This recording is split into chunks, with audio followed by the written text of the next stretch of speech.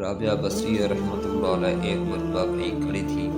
ان کے قریب سے ایک نوجوان گزرا جس نے اپنے سر پر پٹی باندھی ہوئی تھی۔ پوچھا کیا ہوا؟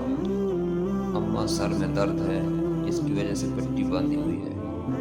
پوچھا بیٹا آپ کی عمر کتنی ہے؟ کہنے لگا جی میری عمر 30 سال ہے۔ یہ سن کر وہ فرمانے لگے بیٹا تیرے سر میں 30 سال درد نہیں ہوا تو نے شوگر کی پٹی کبھی نہیں باندھی۔